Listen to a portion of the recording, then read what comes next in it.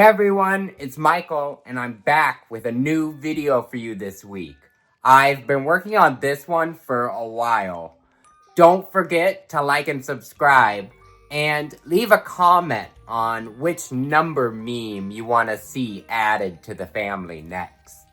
Doing a POV styled battle with just an in-person crew of only 2 people is challenging. I knew it would be, but I wanted to have a real battle between 6'7" and 6'1", and also wanted to push myself creatively and see what could be accomplished. And the opening shot of the 2 standing off represents all that pretty well. After shooting and doing some color correction, I started editing. I realized the fast motion of swinging the hook wasn't able to be picked up on the green screen. I took a B-roll shot of the hook and tried to edit just the parts where the hook was missing, but I figured out pretty quickly that wasn't going to work. So after all that, I had to scrap it and redo the shot. To solve the hook problem, I did the fast actions extremely slowly. That solved the green screen problem, but then I had to figure out what speed to increase 6'7" to, so the actions timed right with the shot. I sandwiched all the layers and had certain parts of both characters go in front of and behind the edge of the hallway at different points. And I liked the lamp swaying, so I decided to keep it and have the house shake when the 2 first really get a good look at each other.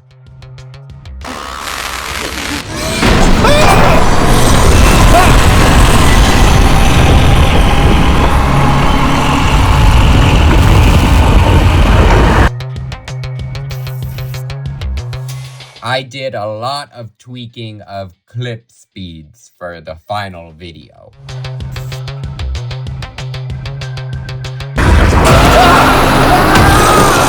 The first real shot I worked on for the battle was 6'7" hooking 6'1" in the hand. This was done with a fake hand, some tricky editing, and several takes. The moment when the arm is being pulled away by the hook looked really fake, so I did another take without the hook and used my real hand. Then I cut the 2 together.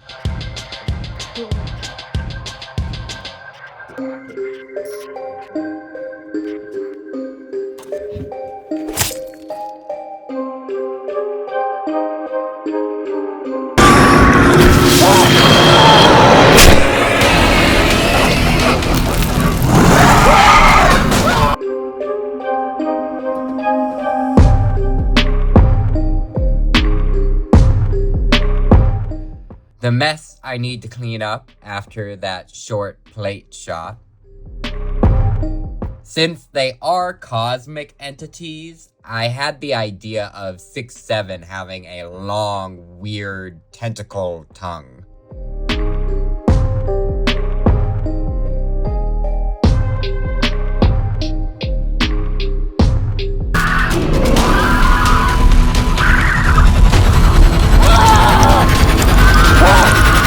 Six, 7 being thrown against the wall was another series of shots.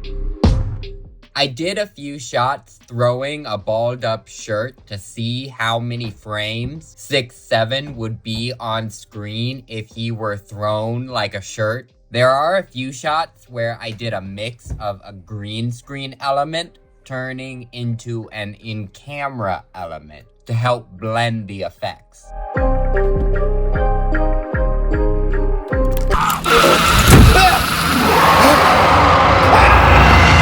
It's really late or really early. I can't tell because it all feels like one day.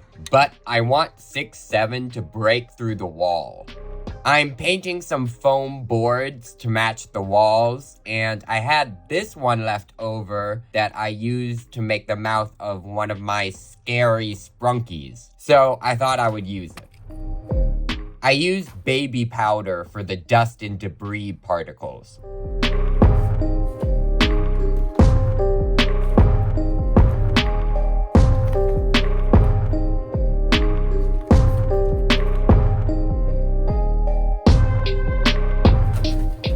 For the hook through my leg, I taped a pool noodle to my leg and tucked the hook between the pool noodle and my skin, so it would look like the hook went through my leg.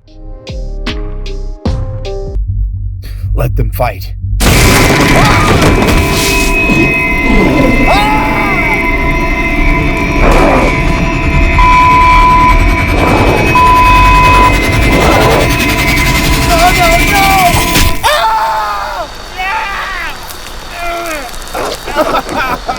My leg!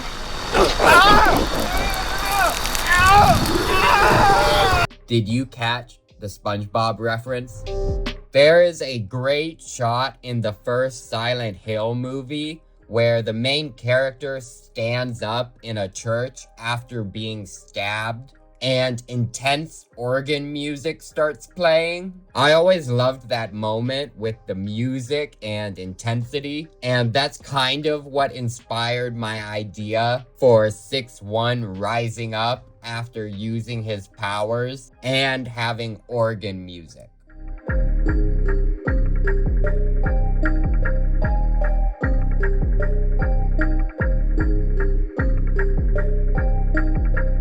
No!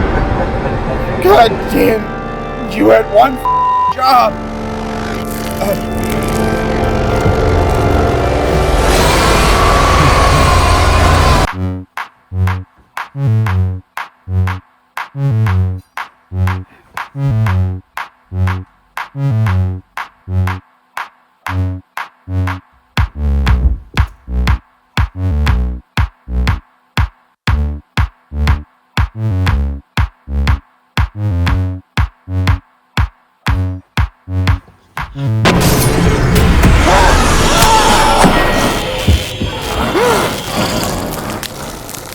I wanted to bring the metal rose back and thought of 6-1 sticking it up 6-7's nose, lobotomy style.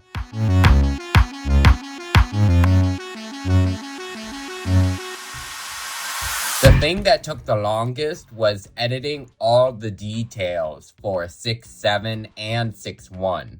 Turning the mouths black, changing 6-7's eyes, covering and changing the color of skin. Several hours were spent working on all the 6-7 and 6-1 shots.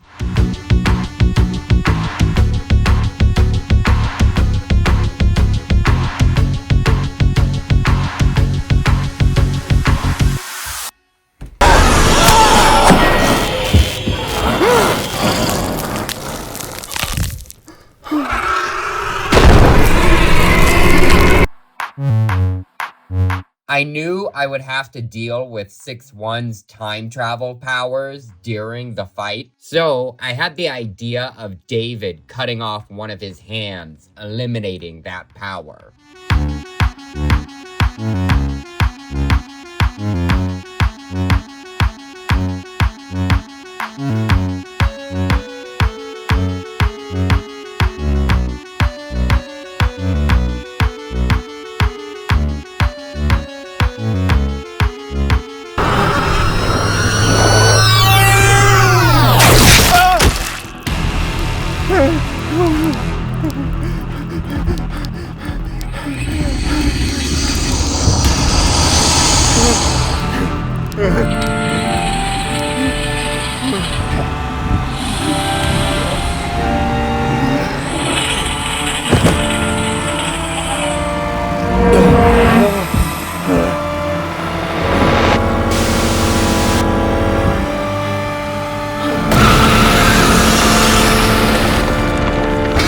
I really wanted 6-7 to beat 6-1 with a swan. I looked around town and couldn't find anything, but I had these that I bought for myself, not for filming.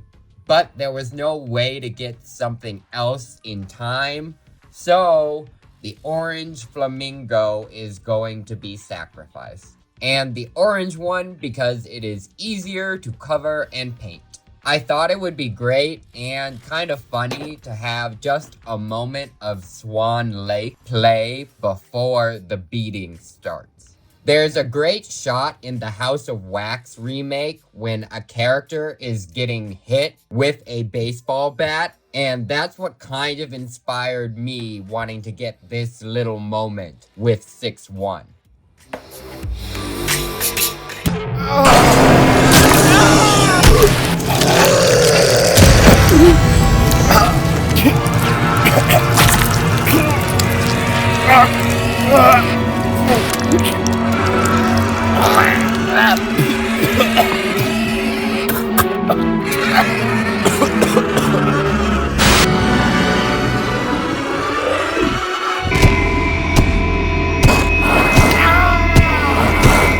I also knew I wanted David to light 6-7's face on fire.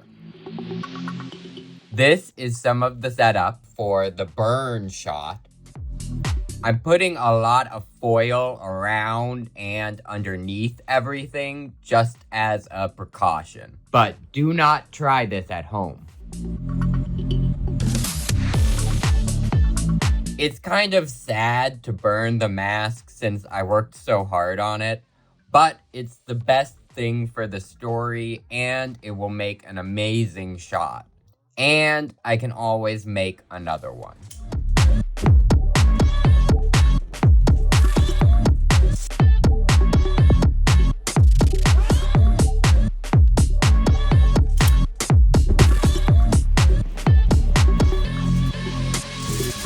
Picking out some stickers to cover the logo of the rubbing alcohol.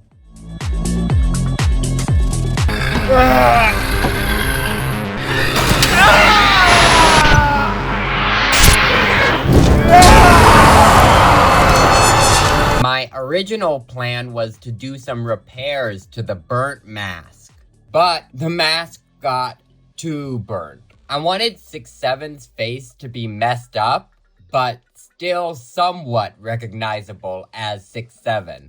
So I had to create a new mask very quickly. Fortunately, I had a pack of these blank masks sitting around and thought they would work well to create a new burnt face for 6-7. I cut a bunch of them into pieces and slowly built the face. I wanted the jaw to be offset a bit and some other details to emphasize the damage. I'm not even sure how many mask pieces I used, but I just kept building until I was satisfied. I painted the base blue for the blood layer and painted some more gray on top. I had a bunch of eyeballs I used to make the 6-7 mask, so I just made some more. I was able to save the teeth from the original burnt mask and add them to the new one.